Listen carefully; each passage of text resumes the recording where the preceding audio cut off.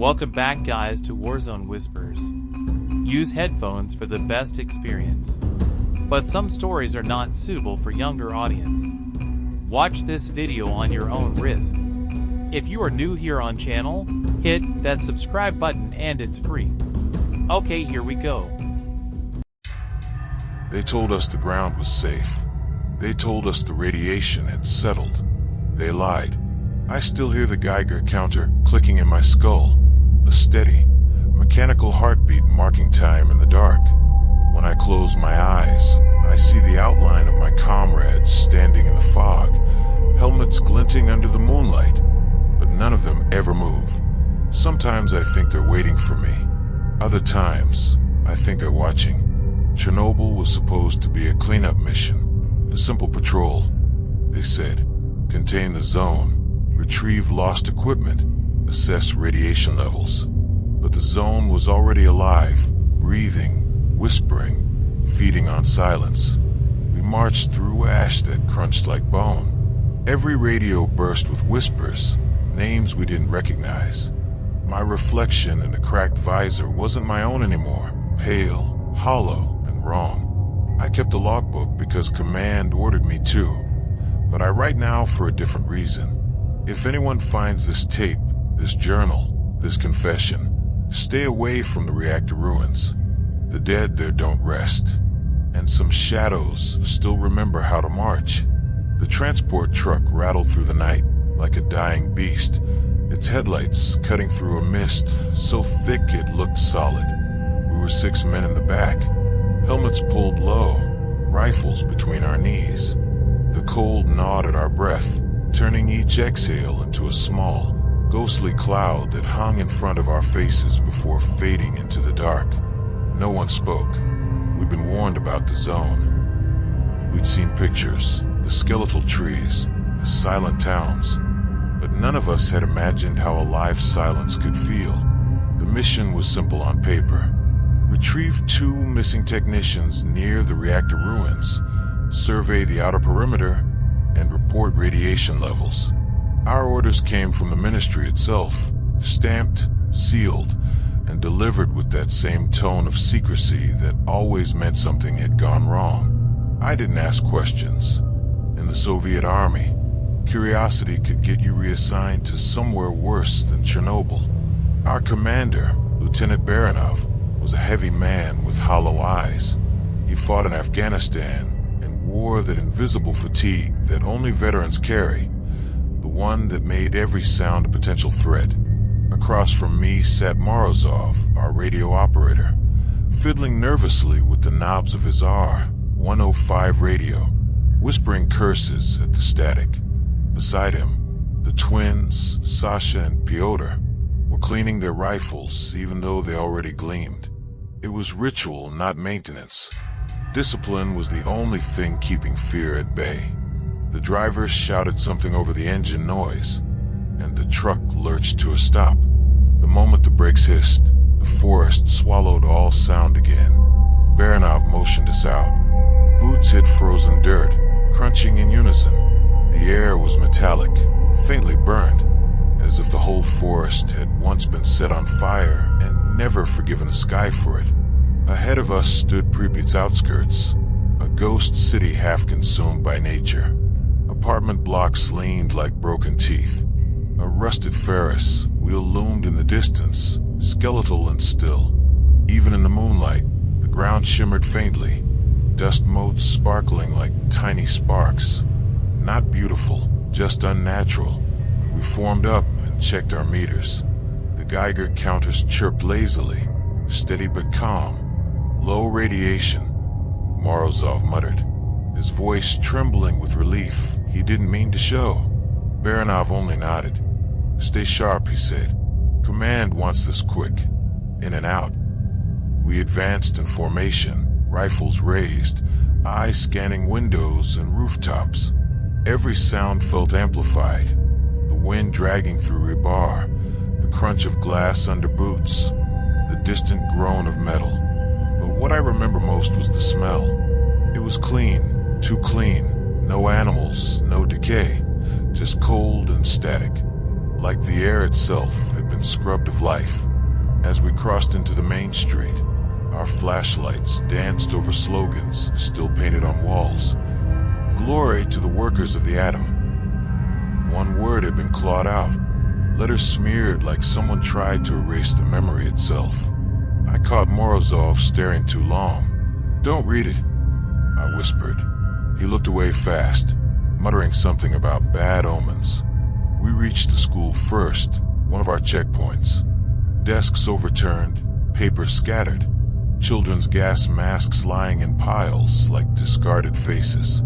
Pyotr, a younger twin, picked one up, brushing dust from its glass eyes. "Feels wrong," he said quietly. Baranov told him to leave it. He did, but not before setting it upright, as if apologizing to it. Morozov's radio crackled suddenly, a voice cutting through, faint, distant, and garbled. It wasn't our command channel. The words were broken, distorted, but I swear I heard my own name inside that static. My stomach tightened. "Probably cross-frequency," Morozov said, though even he didn't sound convinced. Baranov ordered radio silence until further notice. The less noise, the better. We moved deeper into Pripyat. The fog seemed to thicken, pressing against our masks. Buildings rose around us like tombstones. Every corridor echoed our footsteps, back a split second late, just enough to make us doubt it was an echo at all. We reached the technician's van near the power substation around 0200 hours. The vehicle door was open, lights dead, windows fogged from the inside. No sign of a struggle, no blood, no tracks, just two coffee cups still steaming faintly, as if time had forgotten to move on. Baranov's jaw clenched. "Sweep the area." I circled to the rear, flashlight trembling slightly in my gloved hand. Behind the van was a trail of prints leading toward the reactor forest, bare footprints. Human, small, child-sized. "Lieutenant," I called, but the word felt heavy in the fog. Baranov appeared beside me, his breath steaming. He stared at the prints for a long moment, saying nothing. Then, finally, we moved at dawn. No one argued. That night, we set camp in the shadow of an abandoned factory. We lit no fire. The cold pressed through our uniforms, and the silence pressed harder. I couldn't sleep. Every few minutes, I thought I heard faint tapping, metal against metal, like someone walking above us on the catwalks. But each time I looked, the shadows were still.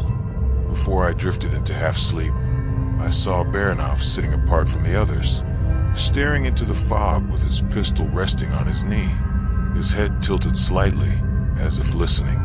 The Geiger counter clicked once, then stopped, then clicked again, slower, like a heartbeat losing rhythm. In the dark, something breathed back. The next morning came without light. The sky hung like a sheet of lead, dull and heavy, refusing to reveal the sun. I woke to the distant hum of the Geiger counters and the sound of Morozov trying to raise command. The radio spat only static, rhythmic and dry, like distant breathing through a mask. Baranov ordered us to pack up. No breakfast, no chatter, just orders and movement. The frost clung to our boots as we trudged through the gray mist, our shapes barely visible even to each other. The forest near the reactor had a strange geometry to it. Trees grew twisted, leaning away from an invisible center as though something deep underground repelled them. Every sound we made felt swallowed. Even the echo of our boots seemed delayed, distorted.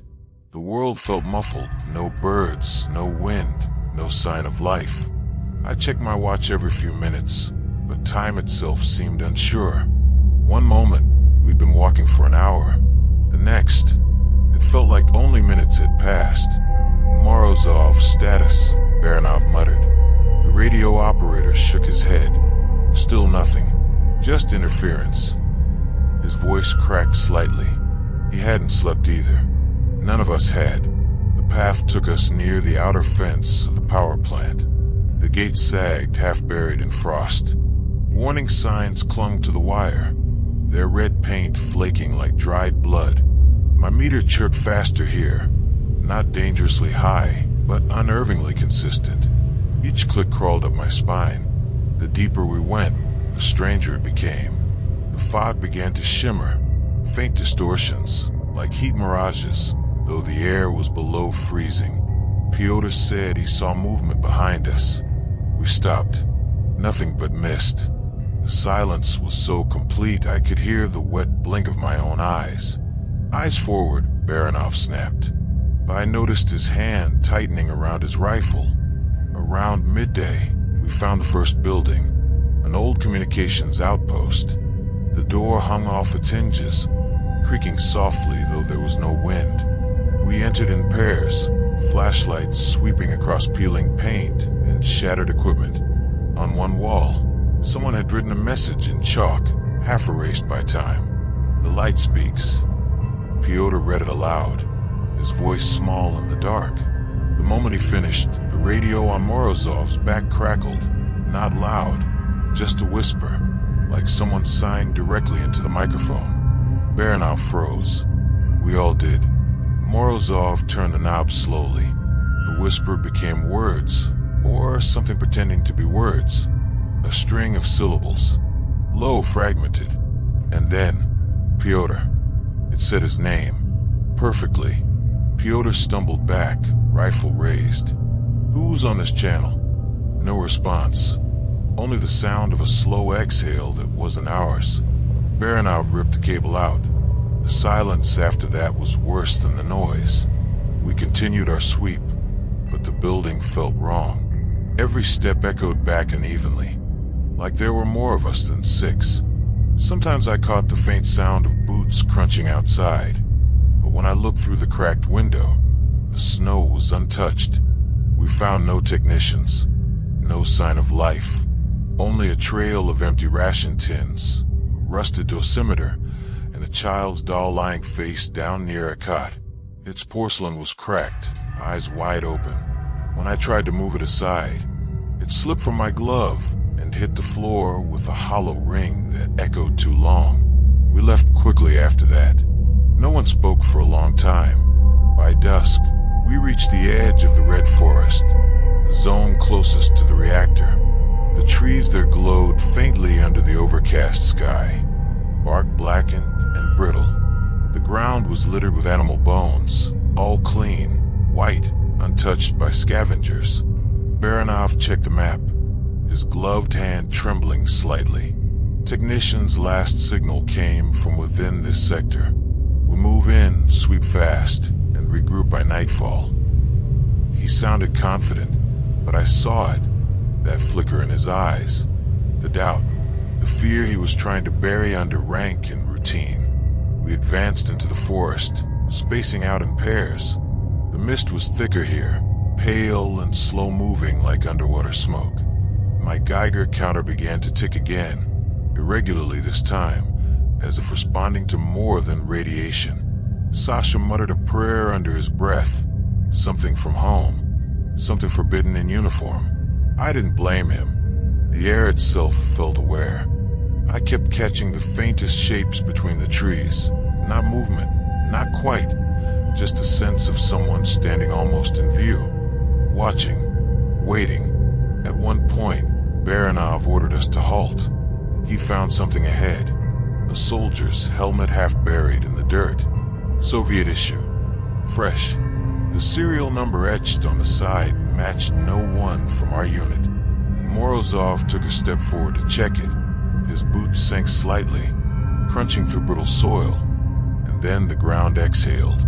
A slow hiss of air came up through the cracks, carrying a smell like burnt hair and metal. I gagged, backing away. "Move," Baranov barked.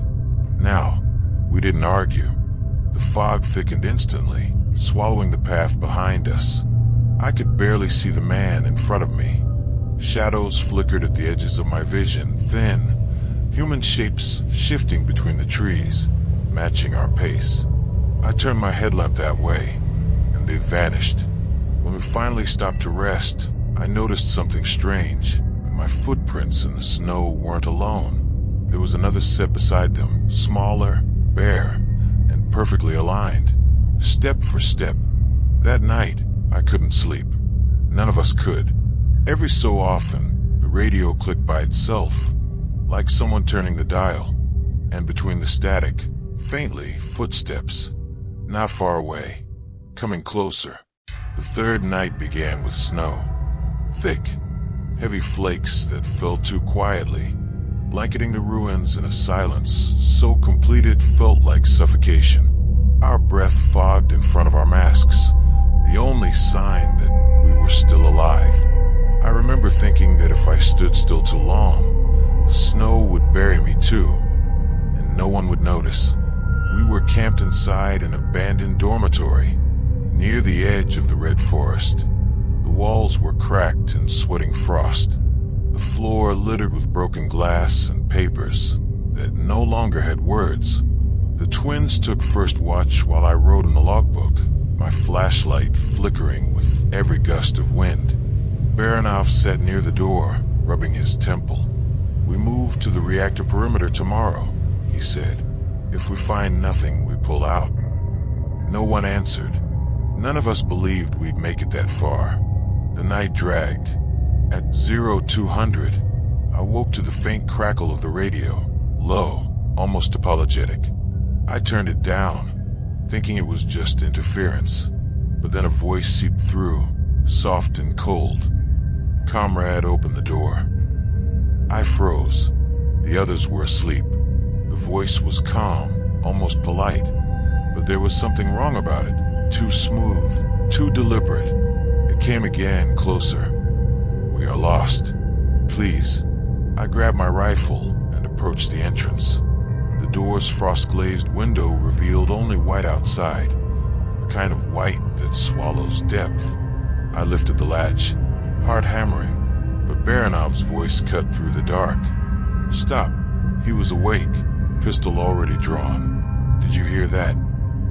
I whispered. He nodded slowly. "Yes, and it's been saying your name for 10 minutes. I stepped back. My throat went dry. Baranov motioned for the twins to cover the windows.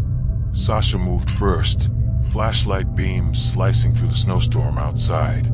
It caught movement, a figure standing just beyond the edge of visibility. It looked like a man in uniform. Soviet pattern. Helmet, rifle, posture perfect. "Identify yourself." Baranov shouted through the door. The figure didn't move. The snow drifted across its legs, but it didn't flinch. Then, suddenly, it turned its head, too slowly, too far. The angle of its neck was wrong, and then it was gone. We stormed outside, spreading in formation. The wind howled through the ruins, cutting visibility down to a few meters. Flashlights swept through the snow, landing on nothing but skeletal trees and rusted metal. The figure had vanished completely. No footprints, no disturbance. Back inside, Pyotr was trembling. "It looked like Sergeant Vassin," he said. "You remember him? The man from Training Who?" "Vassin's dead," Baranov interrupted sharply. "Buried in Afghanistan. Don't talk nonsense." But his tone lacked conviction. He'd seen it too. The rest of the night crawled. Every sound made us flinch. At one point, the light bulb hanging from a frayed wire in the ceiling began to sway gently, though the air was still. Each creak of the chain echoed like footsteps above. Around 0400, the temperature dropped sharply. Frost formed inside our masks. The Geiger counters clicked erratically, then went dead, needles frozen mid-twitch. That's when Morozov heard something over the headset. Not a voice, not exactly. It was a hum, mechanical but rhythmic, almost like breathing through static. He adjusted the frequency, and for a moment we all heard it, a faint chorus of whispers, dozens of them, all speaking the same phrase in perfect unison. "Return to the light." Then the power went out. For a few seconds, there was only blackness, pure, suffocating dark. I could hear the others shifting, boots scraping glass, someone's labored breathing, and then footsteps from the corridor. Slow, deliberate, dragging slightly. Baranov ordered us to hold position. His voice was steady, but his hand shook as he aimed his pistol toward the door. The footsteps stopped right outside. The handle turned. I felt something move behind me. The faint rush of air, the kind that happens when someone walks past too close. I spun around, flashlight cutting through nothing. Just my own breath hanging thick in the cold. When the lights flickered back on, the door was still closed, but Sasha was gone. We searched the dormitory from end to end, calling his name. His rifle was still by his sleeping bag. The only thing missing was him. Morozov found something near the far wall. A patch of melted frost shaped like a handprint, fingers stretched wide. The wall beneath was warm to the touch. Baranov didn't say a word. He just stared at it, jaw clenched tight. Then he ordered everyone to pack. We were leaving immediately. As we stepped out into the snow, the fog had returned, thicker than before, rolling low and heavy. The trees seemed closer together now, bending inward as if to watch. I took the rear, scanning every direction. Halfway down the street, I saw Sasha again. He stood at the intersection, half shrouded in mist. Helmet gone, uniform torn. His eyes reflected our flashlights like mirrors, white and empty. He raised his hand, palm out, like a signal. I almost ran to him, but Baranov grabbed my arm. "Don't," he hissed. Sasha's mouth opened, and for the first time, I heard the sound. Not words, not even breath, just the echo of our own radio static spilling from his throat. Then he turned and walked backward into the fog, step by step, until the snow swallowed him whole. The fog never lifted. We moved in single file through the remains of Pripyat, each of us nothing more than a dark shape in a gray world. No one spoke of what happened to Sasha. No one dared to. The only sounds were the distant crackle of frost beneath our boots and the faint clicking of the Geiger counters, their rhythm like dying hearts. Baranov walked ahead of me, hunched low, scanning every window. His silhouette seemed heavier than before, as if something unseen pressed down on him. Morozov trudged behind, muttering half-formed prayers into the radio static, a superstition he thought no one noticed. Pyotr walked last, quiet and pale, his brother's absence burning behind his eyes like fever. We were ghosts marching through a city of the dead. Around 0600, we reached the industrial yard.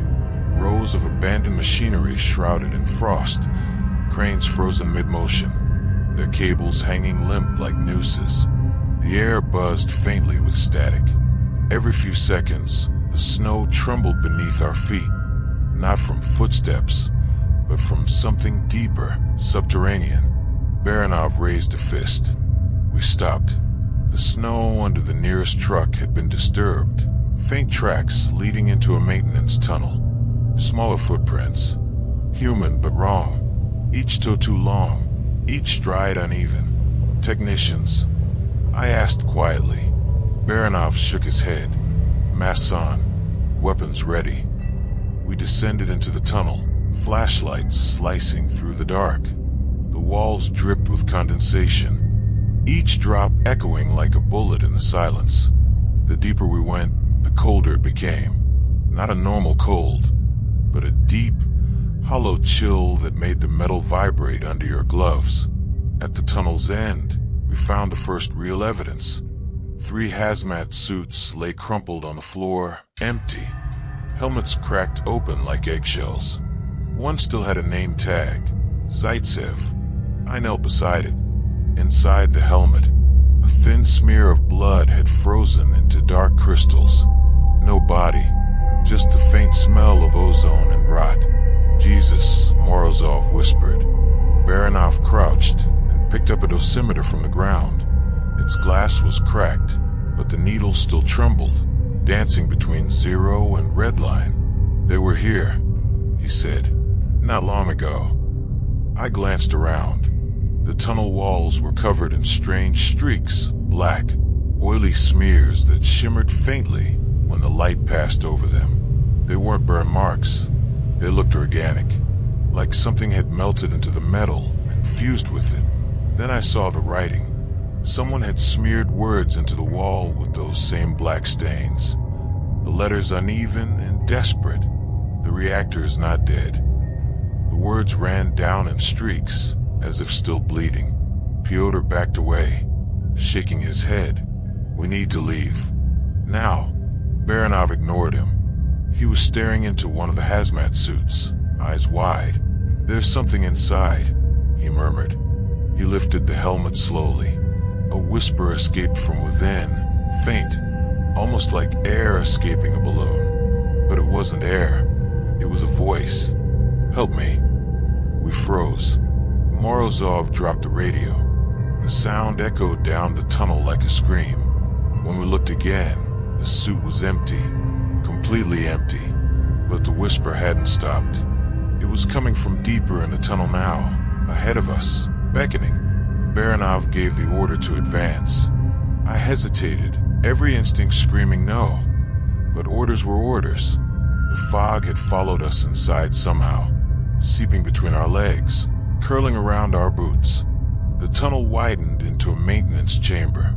Broken lights flickered overhead, casting sharp, intermittent shadows across the walls. Every few seconds, the room flashed alive, and in each flash, I saw something different. First flash, empty room. Second flash, 6 figures standing behind us, unmoving. Third flash, gone. Pyotr saw it too. His breathing turned erratic, short, fast. They're here, he whispered. They followed us. Baranov barked at him to stay calm, but even his voice had lost its edge. Morozov managed to get the radio working again, barely.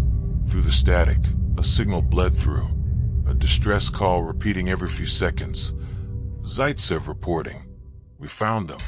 They're inside, don't follow. Then a sound like tearing metal drowned everything out.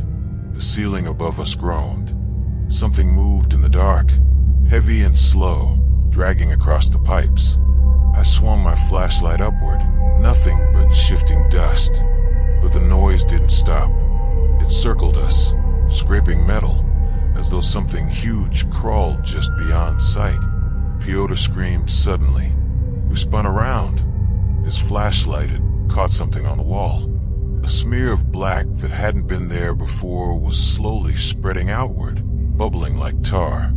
And inside it, shapes moved, hands pressing from within, fingers stretching through the film before dissolving again. Baranov shouted out, "Move!" We ran. The tunnel felt endless, the air alive with whispers. The Geiger counters howled.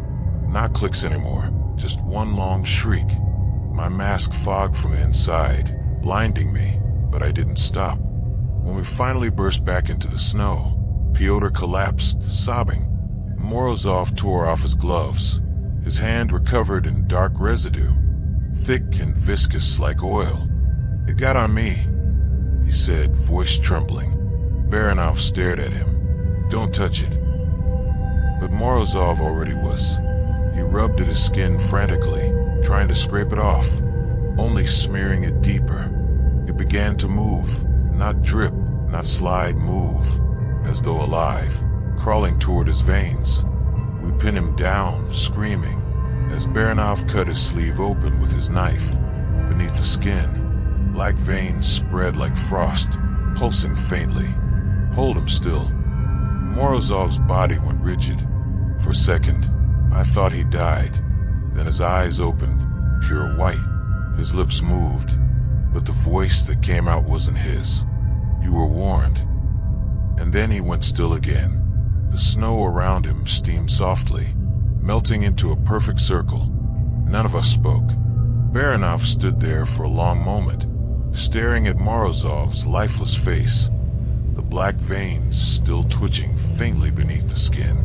Finally, he whispered, "Burn him." We did, and for a moment, As the smoke rose into the frozen air, it sounded like voices, faint, layered whispers thanking us, cursing us, begging at once. That night, the fire burned low and silent, and somewhere beyond the fog, a Geiger counter began clicking again, slow, steady, like something pacing in the dark. The longer we stayed near the reactor, the more I felt something shift in the air. It wasn't the radiation, though the Geiger counter still ticked like a dying heartbeat. It was us, the men. We'd stopped talking during patrols, stopped joking. Even the sound of boots in the ash seemed intrusive, as if the ground beneath us was listening. By the fifth night, I started noticing it. The silence wasn't just absence of sound. It was active, like pressure building behind the walls of the world. I could feel it in my teeth. My hands shook whenever I tried to write these logs. The ink would bleed slightly, as if the paper itself wanted to swallow the words. Sergeant Antonov was the first to snap. He'd been pacing by the reactor entrance, muttering under his breath. I caught fragments. They know they never left. When I asked who, he just smiled in that way people do when they've already left themselves behind. That night, we heard movement in the north corridor, boots scuffing concrete, a cough, then silence. I led the team down with flashlights and rifles ready. We cleared every room. Nothing. But when we returned, our camp radio was on. Not just static this time. A voice, faint, reciting names. Our names. In perfect Russian, toned flat like a machine. Private Koval unplugged it in panic. When he did, I swear I heard a second voice whisper, right beside my ear. He shouldn't have done that. I didn't sleep. None of us did. The following morning, 2 of the men were missing, Petrov and Semyon. No struggle, no trail. Their rifles and helmets were neatly stacked beside the entrance, as if they'd just clocked out of existence. Antonov refused to go outside. He kept whispering something about echoes. That word again. Echoes. He said they'd learned to imitate us. That's why the fog always sounded like footsteps, because it was footsteps.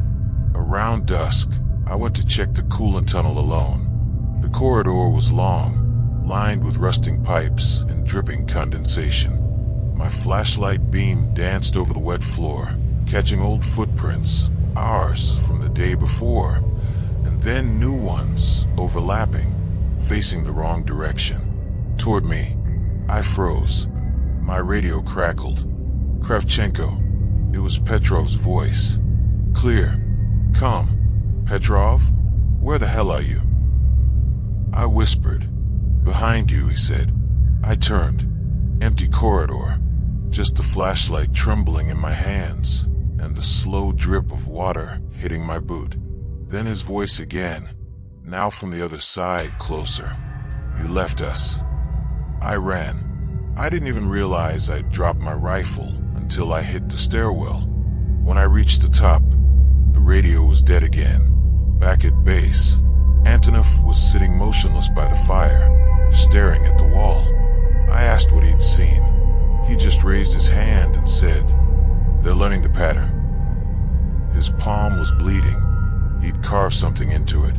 Not words, coordinates. Our own. By midnight, we heard Semyon's laughter outside. It was unmistakable. Deep nasal, exactly his. The men wanted to go check, but I ordered them to hold position. Then, in the dark beyond the perimeter lights, a figure moved.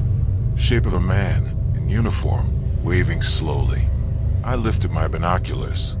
His face was wrong, flattened like melted wax, but the voice that came out was still his. "Come out, comrades. We're safe now." No one moved. Then something hit the light tower, hard, and the bulb exploded. Darkness poured in like liquid. The laughter grew, from one voice to many, all familiar, all wrong. I fired blindly into the fog until my magazine clicked empty. The echoes stopped. Silence again. But in that silence, I heard something worse, faint breathing. Not mine. Not anyone's I knew, just inches from my neck. Antonov broke down completely after that.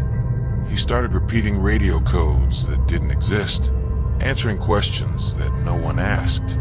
He said he could hear the ghosts copying our voices over and over, trying to find the right pitch to become us. That night, I found him dead, gun in hand, mouth open like he tried to scream. The others said he'd shot himself, but the walls were clean.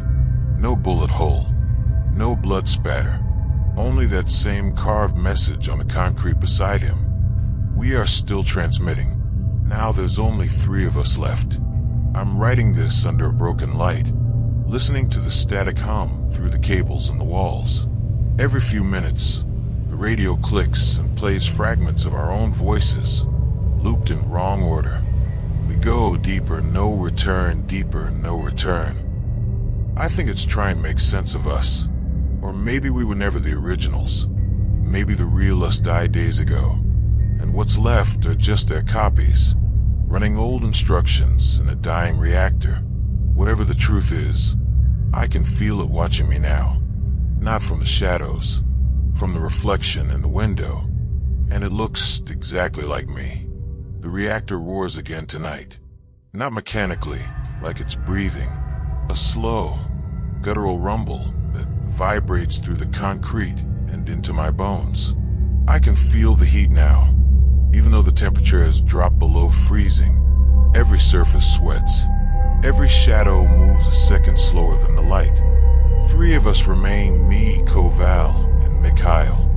We've stopped using our names when speaking. It makes it harder for them to copy us. The ghosts, or whatever they are, have learned the cadence of our words. If you call out a name, something always answers. At 0200, we heard a door slam in the southern hall. Koval raised his rifle and whispered, "No drafts down here." The silence that followed was heavier than the sound itself. Mikhail took point, moving slow, disciplined, like training still mattered. I followed, flashlight aimed low, the beam catching motes of dust that spiraled like ash. The hallway bent inward toward the cooling chamber, a place we'd avoided since Antonov's death.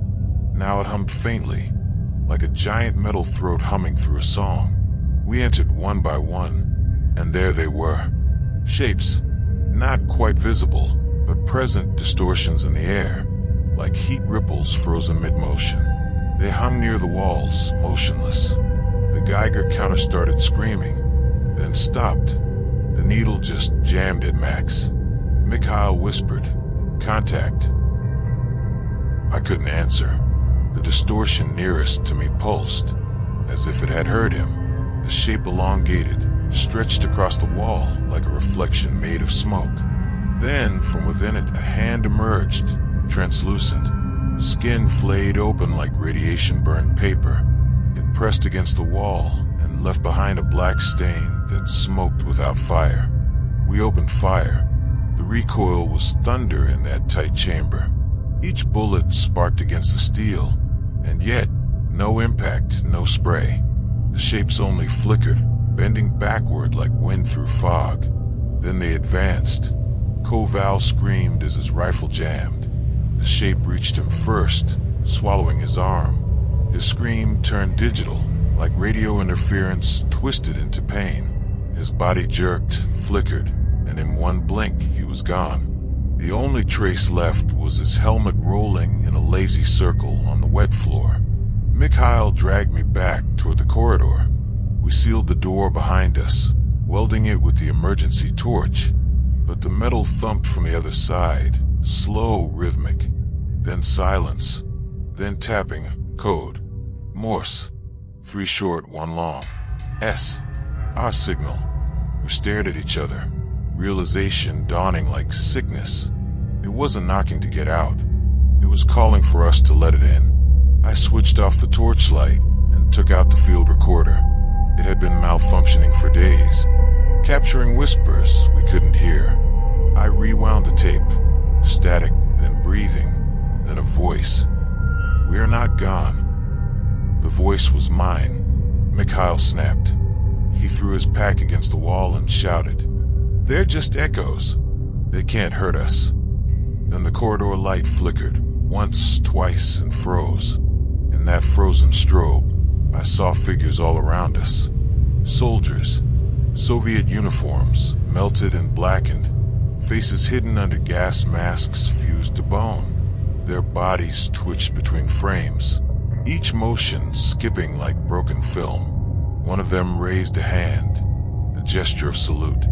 I raised my rifle, but my own muscles locked. The air thickened. My lungs refused to work. The figures moved closer, and every footstep echoed as if walking on hollow skulls.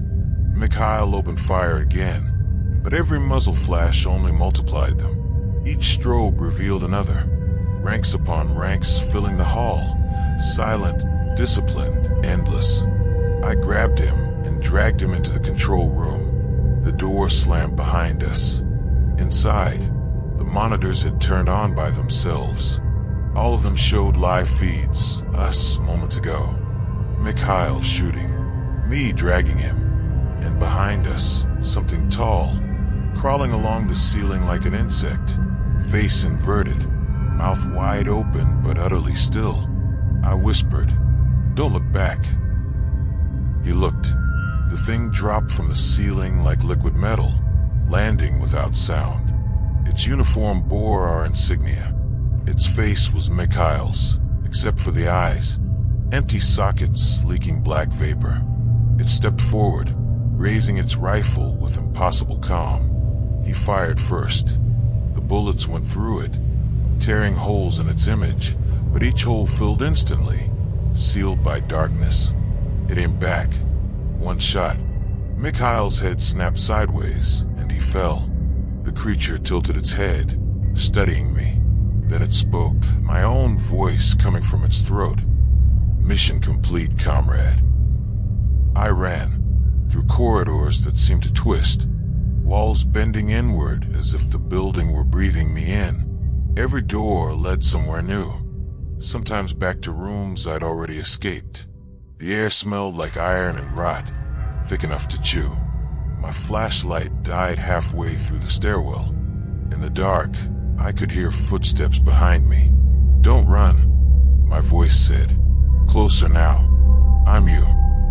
I burst through a maintenance hatch and found myself back at the reactor chamber.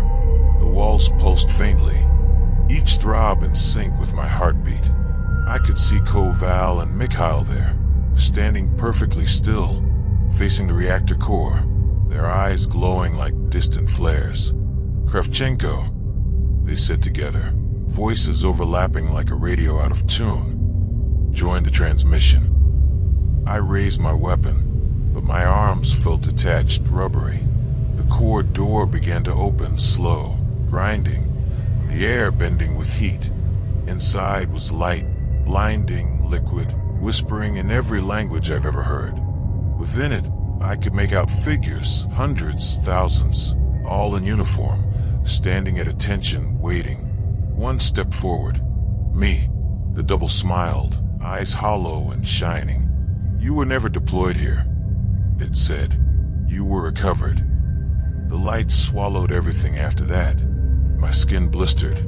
My bones rang like tuning forks. For a second, I saw every face of every soldier lost in this place, fused into one endless signal. Then the world went white. I woke up in the corridor again. The same one. The walls were slick with condensation, lights flickering in the same rhythm. 2 short flashes, 1 long.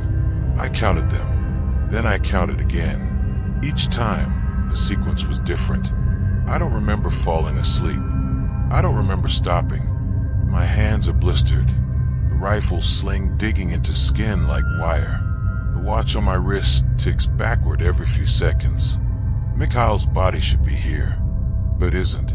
The door to the control room hangs open, swinging slightly even though there's no wind. I can still hear static inside, faint, rhythmic, like breathing through a machine. I step closer. The monitors show nothing but snow. Then, for half a second, they show me standing in the hallway outside, looking in. Then the picture cuts. I'm not sure how long I stood there, watching myself through the static. It feels like the moment is replaying itself from both sides of the screen. Me watching him watching me. Maybe that's what this place does. Splits us until there's no version left to trust. I hear the radio crackle again. Kravchenko. Report. It's Command's voice. I think. Deep distorted. Mission compromised, I whisper.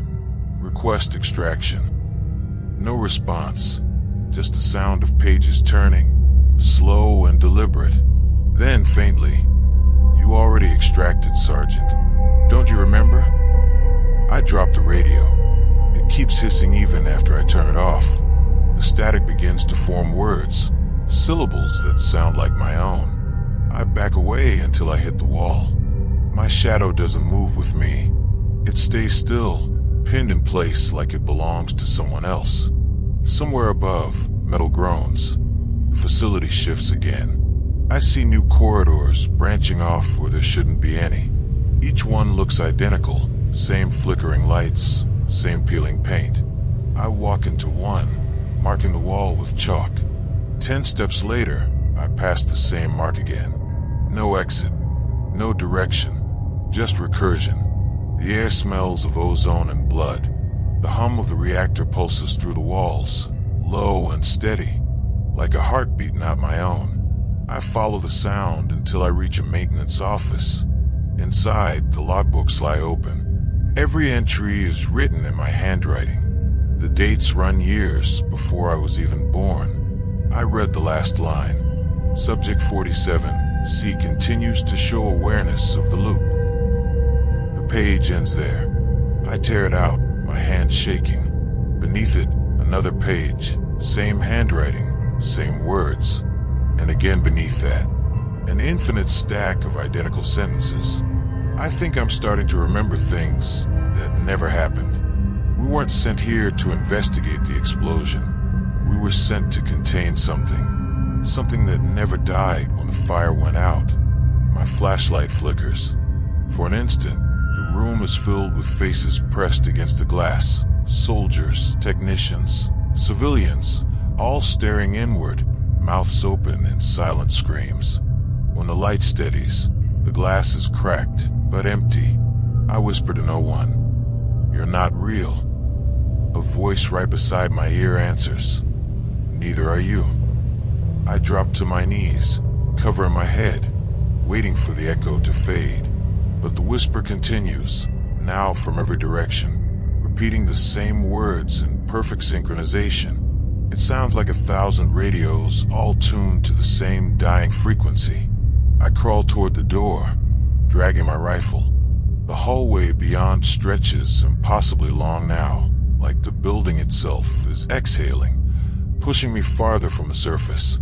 At the far end, I see light. Daylight, the first I've seen in days.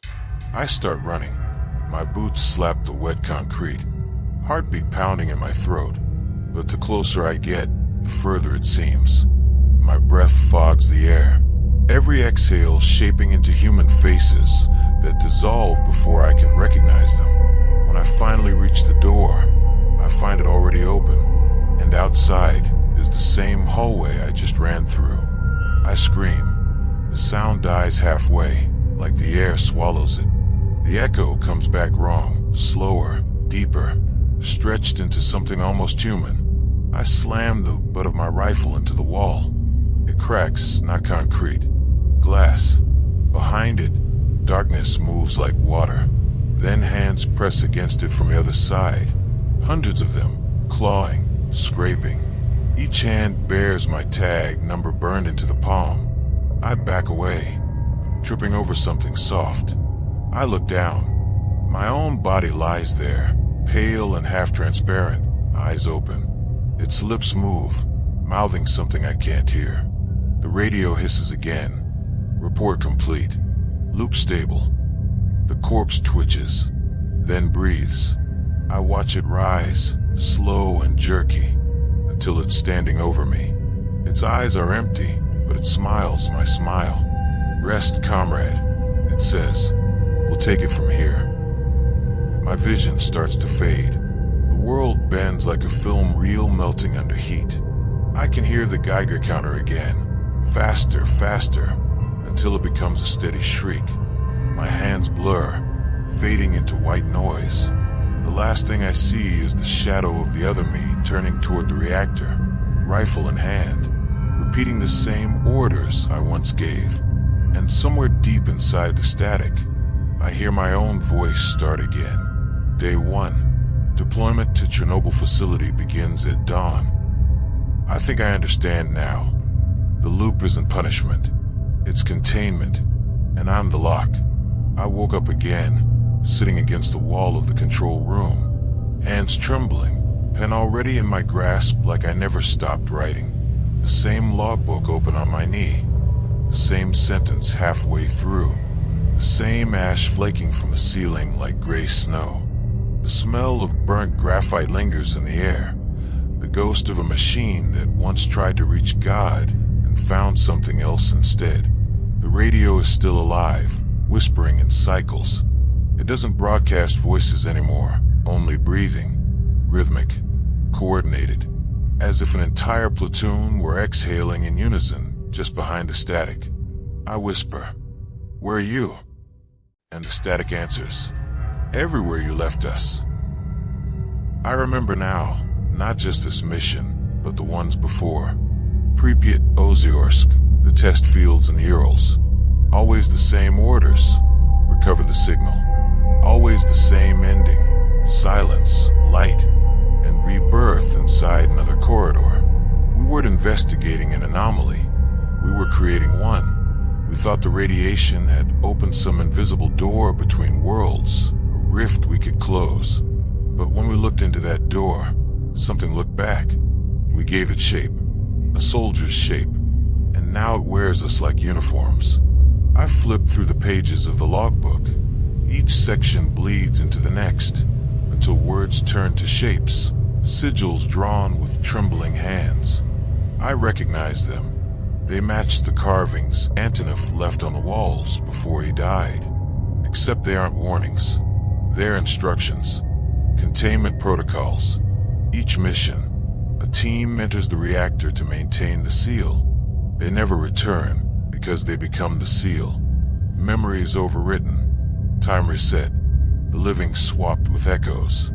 I see it now. The dead aren't haunting this place. They are this place.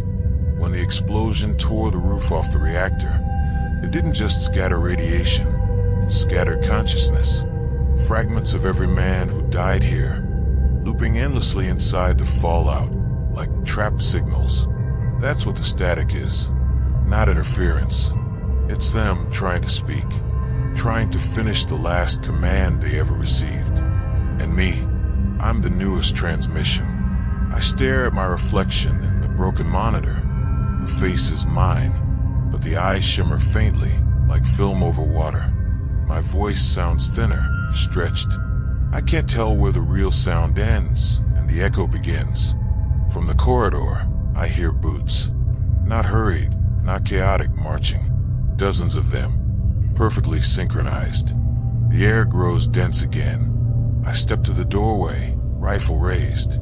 The hallway is filled with soldiers, Soviet uniforms from every decade. Ranks of the dead standing in formation. Faces hidden, flesh burned away.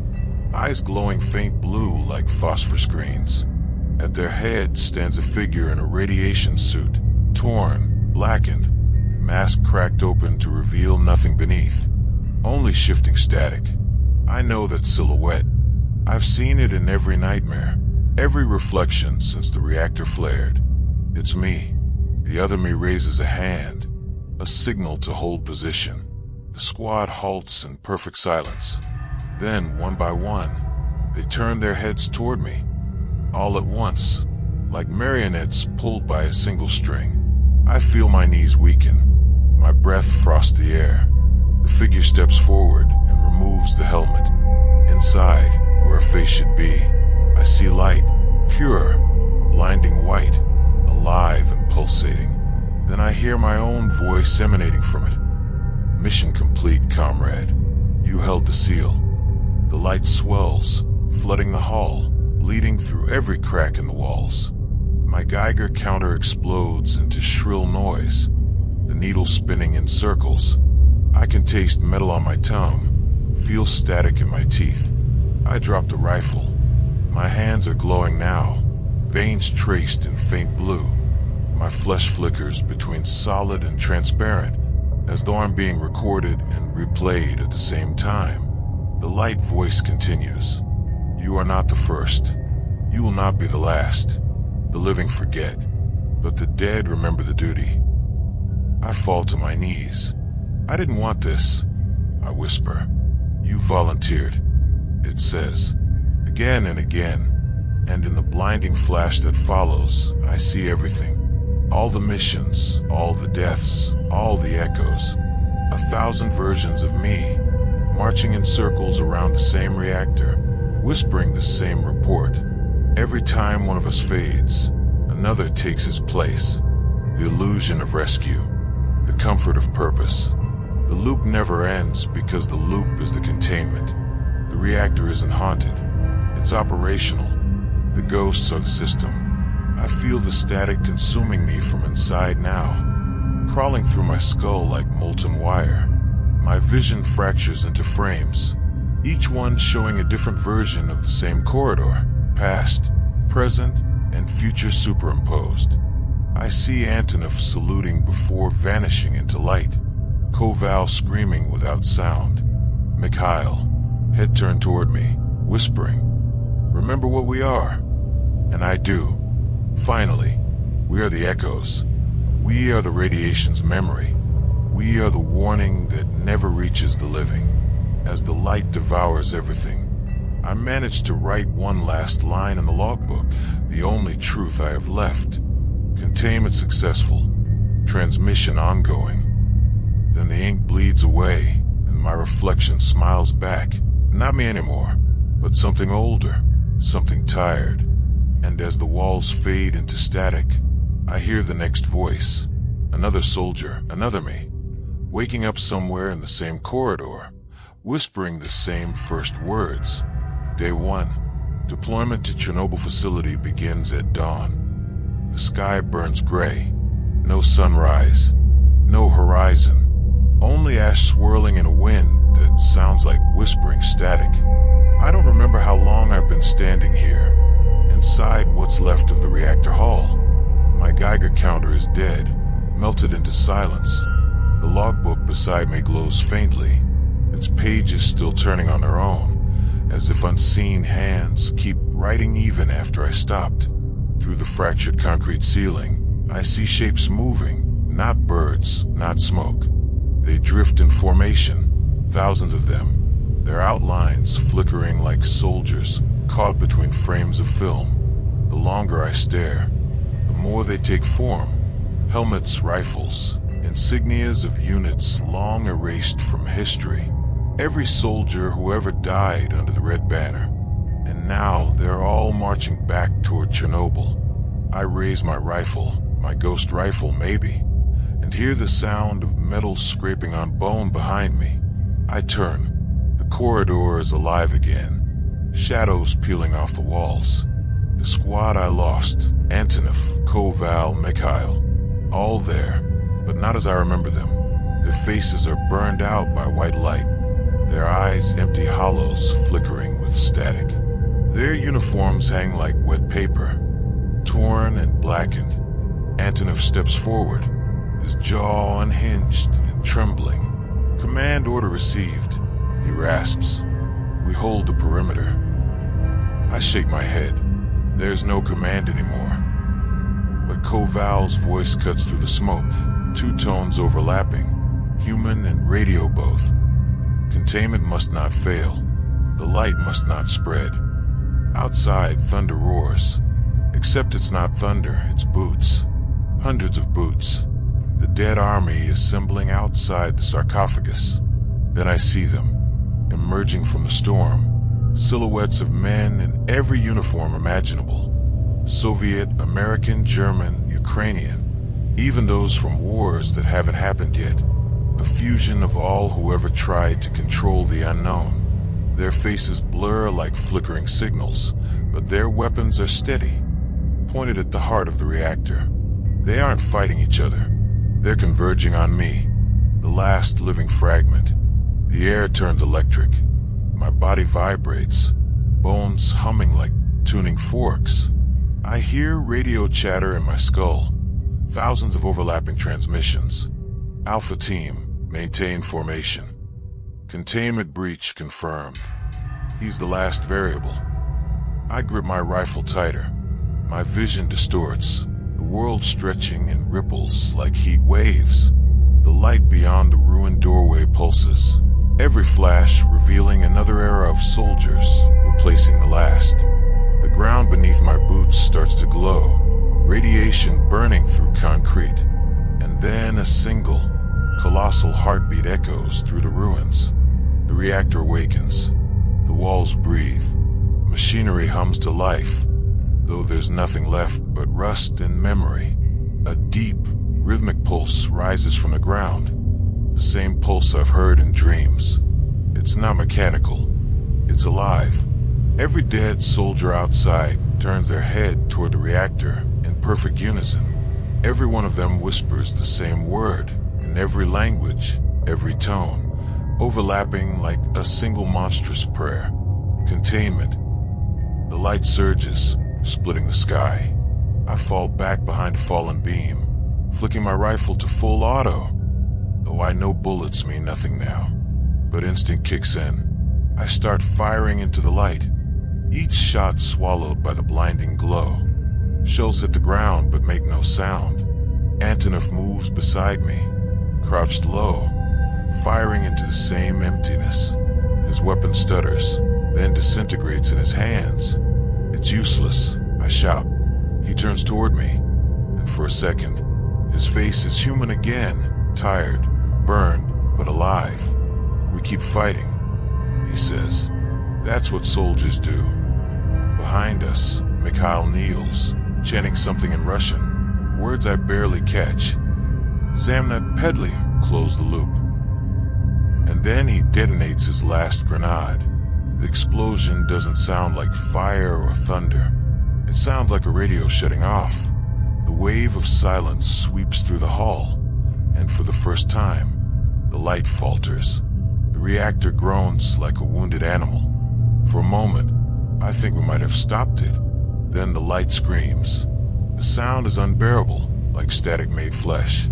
The air turns liquid, colors invert, and the corpses outside start moving again, faster now, breaking formation, charging toward us in a storm of dust and light. Antonov is torn apart first, not ripped, but unwritten, erased from existence. His outline burns into the floor like a shadow from an atomic blast. Koval falls next, the light consuming his legs as he fires until there's nothing left to fire. And I just run, through collapsing corridors, through walls that pulse and breathe. I can hear the reactor's voice now, deep and slow, inside my head. There's no escape. There's only duty. I crash into the control chamber, or what's left of it. The console flickers to life, screens glowing with text looping endlessly. Containment failure imminent. Rewrite sequence initiated. I grab the microphone, though I know no one's listening. This is Sergeant Viktor Sokolov, 3rd Division. Reactor containment is compromised. No survivors. I repeat, no. The mic dissolves in my hand. My voice cuts mid-sentence. And then I see him again, the other me, standing across the room, identical down to the burn marks. Except his eyes aren't mine anymore. They're windows, showing the white beyond.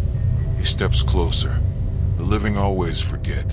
That's why we return. I raise my rifle, hands shaking.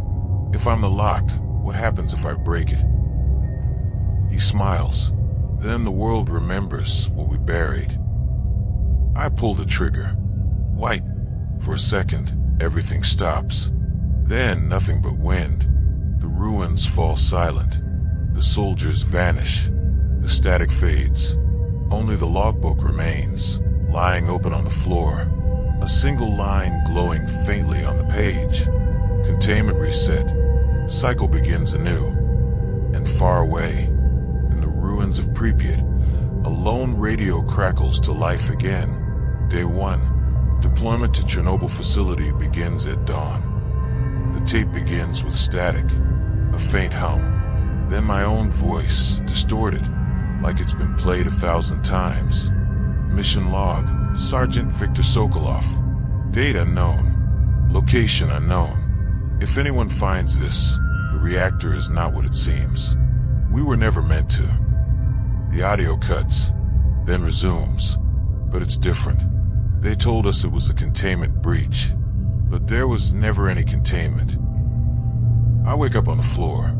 My body feels weightless, numb. My breath fogs the air, though the air is still and cold. Around me, the reactor hall lies silent, a monument of ruin and ash. But there's no sound of wind, no echo of boots, no whisper of life. Just that faint hum, buried in the silence, vibrating beneath the skin. My Geiger counter clicks once, then twice, then stops again. It's not measuring radiation anymore. It's counting heartbeats. I stand dizzy, clutching my helmet. My reflection stares back from the cracked visor, but it's not mine. The man inside looks older. His uniform patch bears a different year, a different insignia. I realize it's not a reflection. It's a replacement. The radio on the wall comes alive again. A voice filters through, calm and official, with that clipped Soviet tone I know too well. Comrade Sokolov, report status. My mouth opens, but no words come out. Repeat, comrade. Report status. I lift the receiver, hands trembling, all units neutralized. Mission failed. A pause. Then the voice replies, negative. Mission continues. The sound of boots echoes again, faint but growing. I turn toward the entrance and see them marching through the haze. New soldiers. Young. Faces I don't recognize. Each one carrying standardish gear, weapons clean, eyes empty. They move through the same doorway my unit entered days ago, or weeks ago, or maybe years ago. I shout, wait, you can't go in there. They don't react. They walk past me like smoke. My fingers pass through their uniforms as I try to grab one. The air is ice cold. I see my own insignia on one of their jackets. My unit, my squad, replayed. Antonov. I call out. He doesn't turn. None of them do. They just keep marching toward the light at the end of the corridor. That faint white glow that hums like the heart of the earth. And then I hear my own voice among them, calling orders, calm and strong, just as I did before. Move out. Stay sharp. Radiation levels rising. It's me, the version of me that hasn't broken yet.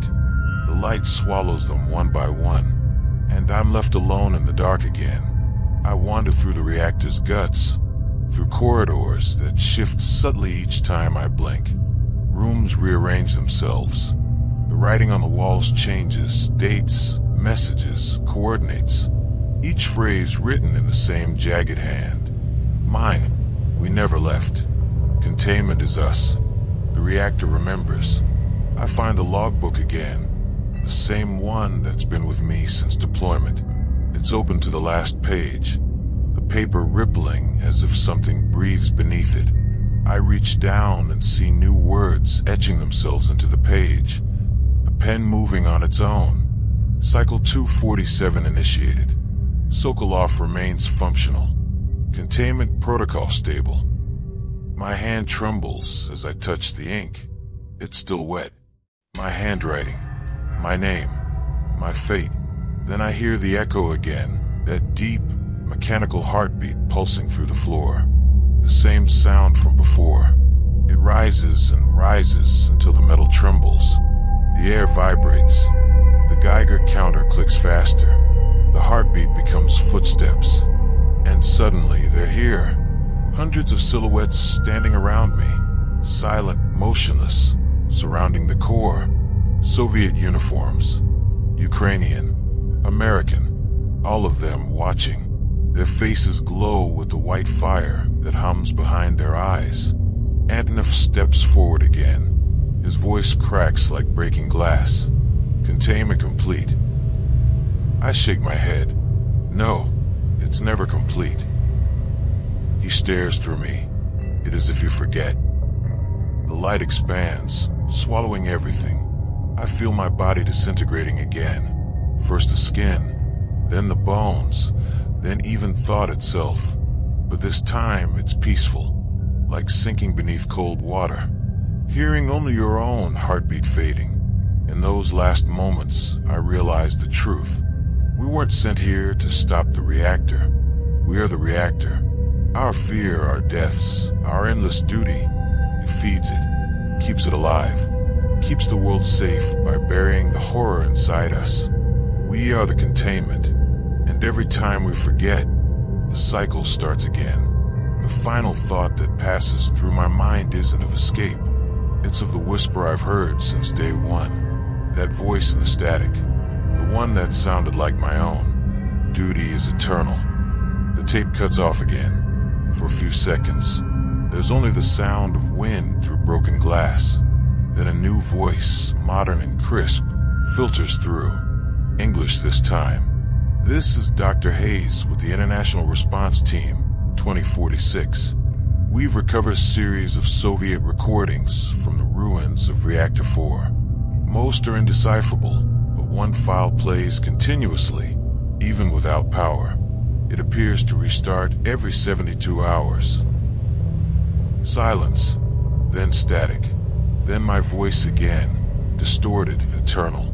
Mission log, Sergeant Victor Sokolov.